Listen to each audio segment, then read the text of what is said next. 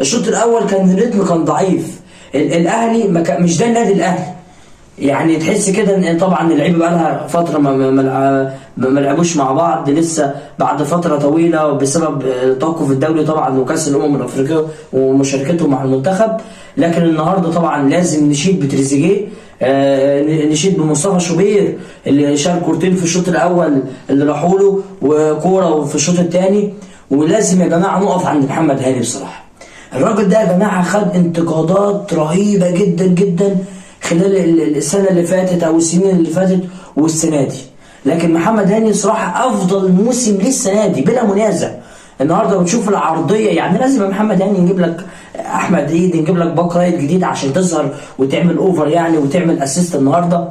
لكن في المجمل بصراحه النادي الاهلي يعني اهم ما في المباراه 3 نقط. طبعا النادي الاهلي رفع رصيده لسبع نقط، وطبعا تريزيجيه كان نجم الشباك النهارده، هو اللي فتح نفس النادي الاهلي النهارده وفتح نفس اللعيبه وسجل في نهايه الشوط الاول.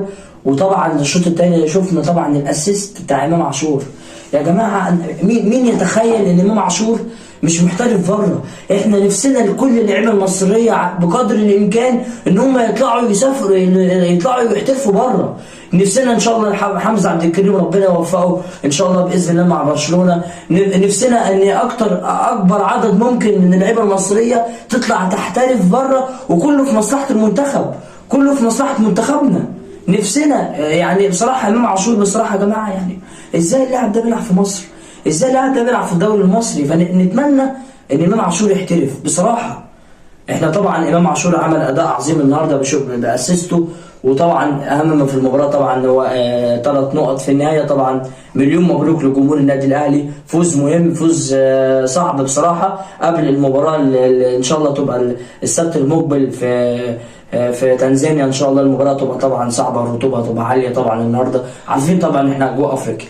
وفي النهايه طبعا لو عجبتك طبعا حلقتنا ما تنساش طبعا اللايك والفولو.